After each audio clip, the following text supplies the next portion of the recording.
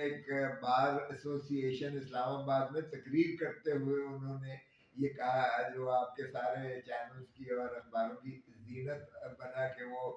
یہ 26ویں ترمیم جو آئی ہے یہ اسی خط کی پاداش میں آئی ہے. اللہ خیر کرے. اب یہ دوسرا خط لکھا ہے, اب دیکھتے ہیں کہ کیا ہوتا ہے. پتہ نہیں کیا ہوگا, لیکن باہر یہ بڑی میں سمجھتا ہوں یہ افسوسناک بات ہے. ایسا پہلے تو کبھی نہ ہوا تھا, نہ سنا تھا, نہ دیکھا تھا. اب جس قدر انحطاط پذیر ہے ہماری ساری جو ہے ایک ریاست کا جو زوال اس پر آیا ہوا ہے, یہ سارے اداروں پہ بھی بدقسمتی سے یہی حال ہو رہا ہے. اور یہ خط تو انہوں نے چلے حفظ ما تقدم کے طور پر لکھ دیا, اس لیے کہ یہ باتیں بہت ساری ہوا میں تھیں اور یہ باتیں جو ہے باور کروائی جا رہی تھی کہ 26ویں ترمیم ایک تو اس لیے آئی کہ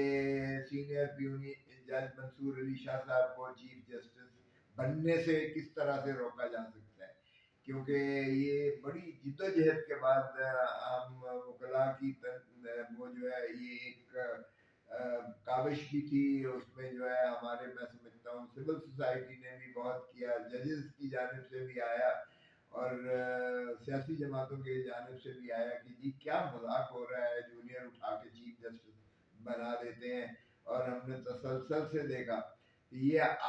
فوج میں تو سمجھ آتی ہے کہ ہوتا تھا کہ نیچے سے اٹھا کے کسی جنرل کو جو ہے آرمی چیف بنا دیا کرتے تھے, لیکن عدالتوں میں بھی یہی ہونا شروع ہو گیا تھا کہ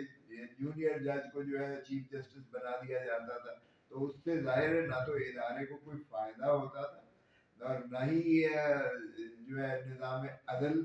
جو ہے وہ, بلکہ الٹا اس پر اس قدر ایک مایوسی اور سراسیمگی پھیل جاتی تھی کہ ججز کے خود اپنے درمیان میں جو ہے وہ ایک تناؤ سا کی کیفیت آتی تھی اور انصاف کے ایوانوں میں بہت زیادہ ہلچل بن جاتی تھی. تو اب بھی بدقسمتی ہے کہ اس کا تسلسل اور تواتر ہے. بڑی مشکل سے 18ویں ترمیم میں آ کر آرٹیکل 175(3) میں یہ منضبط کر دیا گیا کہ سینئر موسٹ جو سپریم کورٹ کا جج ہوگا اسی کو صدر Pakistan chief justice of Pakistan جو ہے اپوائنٹ کریں گے. تو لیکن اس کا جو ہے ہم نے دیکھا 26ویں ترمیم میں ان کے لیے یہ راستہ روکنے کے لیے کیا گیا. اور اب آپ دیکھیں کہ اگر جسٹس منصور علی شاہ صاحب کراچی میں جا کے کراچی بار ایسوسی ایشن میں خطاب کرتے ہیں تو ان کو خطاب کیا جاتا ہے کہ آپ ہمارے چیف جسٹس ہیں, کیونکہ وکلاء برادری تو اس سینیورٹی کے جو اصول پر آج بھی قائم اور دائم ہے. تو وہ تو یہی سمجھتے ہیں وکلاء کے سینئر موسٹ جج ہی کی جو 26ویں ترمیم جو ہے وہ فل کورٹ کے سامنے اس کا لگایا جائے. اور دیگر جو مقدمات ہیں, مثلا جو سپریم کورٹ نے فیصلہ دیا کہ 8 ججز کی میجورٹی کے ساتھ کہ پاکستان تحریک انصاف کو ایک سیاسی جماعت متصور کیا جائے اور انہی کی جو ہے مخصوص نشستیں جو ہے ان کو دی جائیں, اور سینٹ میں بھی ابھی تک خالی پڑا ہے, 1 سال ہو چلا ہے. اندازہ کریں 8 فروری 2024 کو جنرل الیکشن ہوئے تھے, ابھی تک ہماری پارلیمان جو ہے اس میں تشنگی ہے کہ وہ ابھی تک ایوان مکمل نہیں ہوئے, نہ قومی اسمبلی مکمل ہوئی ہے اور نہ ہی سینٹ آف پاکستان مکمل ہوئی ہے. قومی اسمبلی میں بھی ہماری نہ صرف یہ کہ مخصوص نشستیں خواتین کی خالی پڑی ہیں, بلکہ جو اقلیتی نشستیں ہیں وہ بھی خالی پڑی ہیں. اور اس کے باوجود کہ سپریم کورٹ کے 8 جج صاحبان یہ فیصلہ دے چکے, لیکن مزاحمت ایسی کی جا رہی ہے کہ حکم عدولی کرتے ہوئے وہ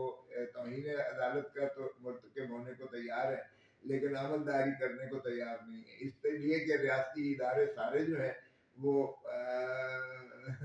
بھی مزاحمت کر رہے ہیں اس بات کی. تو ہم نے عدلیہ کو تو بالکل جو ہے ایک قسم کا منہدم کر کے رکھ دیا ہے, اور جو ٹرائکوٹمی آف پاور جس پر ہمارا آئینی ستون کا ڈھانچہ جس پر کھڑا ہوا ہے ہم نے اسی کو گرا کے رکھ دیا ہے. دیکھیں ان کو کوئی فرق نہیں پڑتا ہے, ریاست جاتی ہے بھاڑ میں, پاکستان گرتا ہے تنزل میں, وہ جو ہے ان کو پرواہ نہیں ہے. عوام غربت کی دہلیز سے 50% سے پہلے ہی غربت کی دہلیز سے نیچے دھکیلے جا رہے ہیں، ان کو کوئی پرواہ نہیں ہے. آپ کی جو ہے 3 نسلیں آپ نے گروی رکھ دی ہیں IMF کے پاس، ان کو کوئی پرواہ نہیں ہے. پیٹرول جو ہے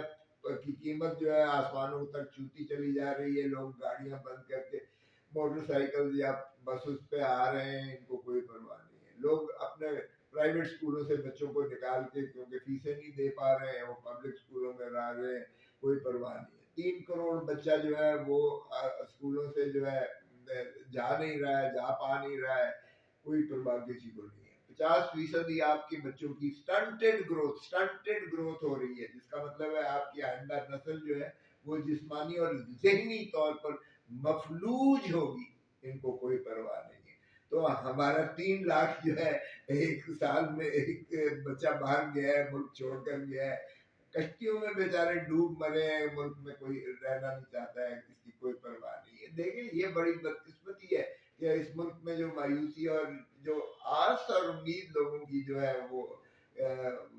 وہ پاش ہو گئی ہے. تو یہ اس سے بہت زیادہ میں سمجھتا ہوں قوم اور ملک کو نقصان ہو رہا ہے.